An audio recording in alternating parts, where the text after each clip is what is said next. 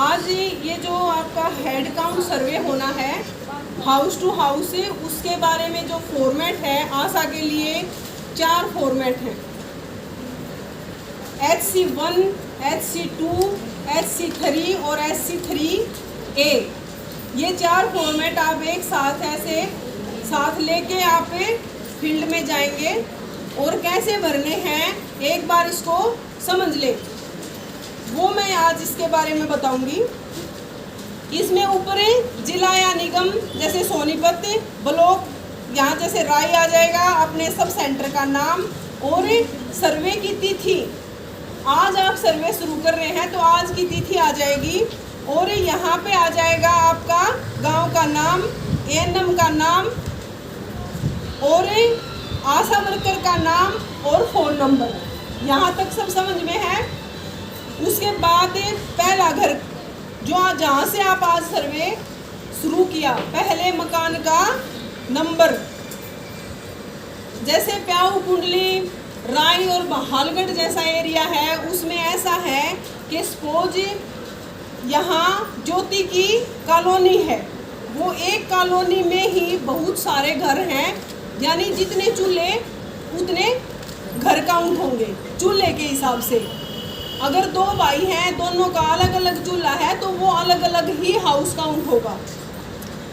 तो यहाँ पहला मकान अगर ज्योति की कॉलोनी में पहला मकान रमेश का है तो यहाँ रमेश का नाम आ जाएगा, ब्रैकेट में आप ज्योति की कॉलोनी लिख लो। उसके बाद अंतिम मकान एक दिन में आप कितना कर सकते हो, 25, 26, मैक्सिमम 30 घर।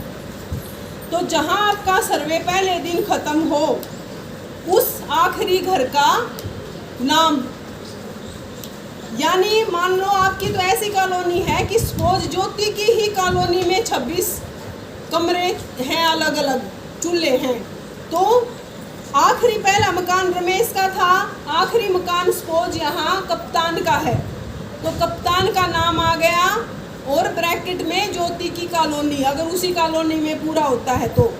और अगर अगली कॉलोनी में पूरा होता है या अगले घर पे पूरा होता है या दूसरी मंजिल पे पूरा होता है तो वहाँ और कॉलोनी ज्योति की है, मंजिल दूसरी है, तो वहाँ जिस घर में वो ख़त्म होगा 26वां घर या 30वां, जितना आप कर सकते हो एक दिन में, उसका नाम और ब्रैकेट में उस कॉलोनी का भी नाम लिख लें। ये इसमें स्पष्टता हो जाएगी कि ये इस कॉलोनी का है। एक कॉलोनी में 30-30 घर रहते हैं आपके और ऊपर नीचे 3 मंजिली 4 मंजिली काउंट करें आप तो बहुत सारे घर एक ही कॉलोनी में रहते हैं। तो ये यहाँ इस तरीके से लिखना है। फिर पहला घर जहाँ से शुरू किया था उसका नाम आ गया यहाँ मील का पत्थर सहित पता, यानी उसके आसपास क्या ऐसा चिन्ह है जिससे उसकी पहचान है।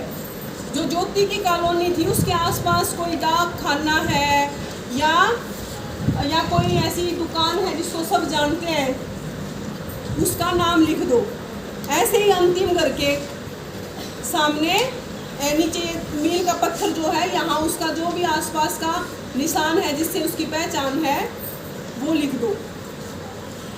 फिर ये A नंबर कॉलम है, H नंबर चूल्हा के अनुसार, यानी हाउस नंबर। जो हाउस नंबर है मैं पहले भी बता रही हूँ, चूल्हे के हिसाब से आएगा। एक कॉलोनी में 30 अगर चूल्हे जल रहे हैं तो 300 का अलग अलग हाउस नंबर आता जाएगा। उसके बाद परिवार के मुखिया का नाम, मुखिया का नाम यहाँ एक कॉलम भरते चले जाओ। जैसे उदाहरण के तौर पे यहाँ नाम है मुखिया का सतीश, उसके पिता का नाम है रणवीर, संपर्क संख्या यानी फ़ोन नंबर, इस घर में परिवार कितने सदस्य रहते हैं, नवजात शिशु जो जन्म हुआ बच्चे का, चाहे आज जन्म हुआ हो, और जो सबसे बुजुर्ग है उस तक संख्या टोटल कितनी है उस घर में। अगर 5 रहते हैं तो 5, 4 रहते हैं तो 4, 3 है तो 3, जो भी है वो संख्या आ जाएगी।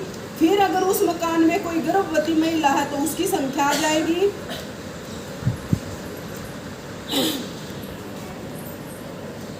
और उसके बाद है बच्चे 0 से 2 वर्ष तक के बच्चे, ऊपर लिख रखा है इसमें बच्चों की संख्या 1 वर्ष से कम आयु का यदि मौजूद है, 1 वर्ष से कम आयु का, तो यहाँ आ जाएगा 1 से 2 वर्ष तक के बच्चे अगले कॉलम में। और बच्चों की संख्या 2 से 5 वर्ष तक के बच्चों की संख्या, 1 से कम यहाँ आगे, 1 तक के, फिर 1 से 2 साल तक के अगले में, उसके बाद 2 से 5 साल तक के बच्चे, फिर 2 से 5 वर्ष के बच्चों की यहाँ जो 2 कॉलम है बाद में, ये 2 से 5 वर्ष तक के कुल बच्चे कितने हैं। और अगर कोई खुराक छूटी हुई है, लास्ट का कॉलम, इसमें जो 16 से 24 माह तक के बच्चों को आप डोज देते हैं, कौन कौन सी डोज देते हैं, कौन बताएगा। 1.5 से 2 साल पे डीपीटी की सेकंड डोज और एमआर सेकंड। क्या क्या देते हो। डीपीटी बूस्टर की सेकंड डोज, डीपीटी बूस्टर की बूस्टर होता है मैडम, एमआर की सेकंड डोज और विटामिन ए की सेकंड। विटामिन ए की सेकंड। अगर इनमें से कोई भी छूटा हुआ है तो वो यहाँ आएगा। कौन सी खुराक भी छूटी हो सकती है और सारे भी छूटे हो सकते हैं। अगर इसमें से कोई दवाई उपलब्ध ना हो भी तो उसका नाम आ जाएगा यहाँ। ये 1 नंबर को जो फॉर्मेट है, ये अभी दोबारा मैंने जो समझाया है, अगर अब भी कोई इसमें दिक्कत है, समझना है, तो आप समझ सकते हैं दोबारा। ये इस तरीके से भरना है, दोनों साइड है इसमें। एक दिन में आप जितने घर कर सकते हैं 25-30, वो आप क्वालिटी से करें। इसके बाद साथ में ही रखें जो 3 नंबर 2 नंबर कॉलम ले लो आप, 2 नंबर है तो इसमें गर्भवतियों का विवरण है। इसमें भी इसी प्रकार है, हाउस संख्या वही आ जाएगी जो सपोज 1 नंबर घर में गर्भवती मिली तो उसका विवरण 2 नंबर में आ जाएगा। यहाँ गर्भवती का कॉलम था ना। अगर कोई किसी मकान में गर्भवती मिलती है किसी हाउस में, तो उस हाउस की संख्या यहाँ डाल के और उस गर्भवती का विवरण सारा इसमें आ जाएगा कि उसको TD1 लगा हुआ है। MCP कार्ड नंबर भी आ जाएगा यहाँ पे, मोबाइल नंबर भी उसका, और उसकी TD की पहली डोज अगर लगी हुई है तो यहाँ डेट लिख देना, और अगर नहीं लगी हुई तो क्रॉस लगा देना। इसी प्रकार TD2 और TD बूस्टर डोज की अगर वो कौन से महीने की है, कौन सी बार गर्भवती है, उस अनुसार आपको पता है TD डोज का, वो उसकी ड्यू लिस्ट बन जाएगी। और जिसका 3 साल तक बड़ा बच्चा हो उसको तो बूस्टर की जरूरत नहीं, जिसका 3 साल तक छोटा बच्चा हो ना गर्भवती माँ का, उसको बूस्टर डोज लगेगी। अगर छोटा बच्चा 3 साल से बड़ा है तो TD बूस्टर डोज लगती है उसको। नहीं बूस्टर दोनों लगेंगे, फर्स्ट भी और सेकंड भी। और जिसका 3 साल से छोटा उसको खाली 1 डोज लगेगा। छोटे को 1 ही डोज लगती है। अगर 3 साल से छोटा बच्चा गर्भवती का है तो सिर्फ TD बूस्टर का ड्यू आ जाएगा। अदरवाइज उसमें TD1 का अगर टाइम है कब तक तो TD1 और 1 महीने के उपरांत TD2 लगता है, तो वो आप डाल दें, इसमें क्रॉस का निशान लगा दें। आप आ जाओ फॉर्मेट नंबर 3 पे। 3 में जो एक नंबर फॉर्मेट भरा है उसी के अनुसार अगर कोई बच्चा, आपके पास 1 साल तक के भी बच्चे आ गए, 1 से 2 के भी, 2 से 5 के भी, कोई खुराक छूटी हुई है, उस हाउस नंबर का जो यहाँ लिखा है वही हाउस नंबर यहाँ डालकर बच्चे का नाम, उसकी जन्म तिथि और उसका लिंग, यहाँ मंथ में लिखना है कौन सा, कितने महीने का है वो बच्चा, आयु, वर्ण, महीने में।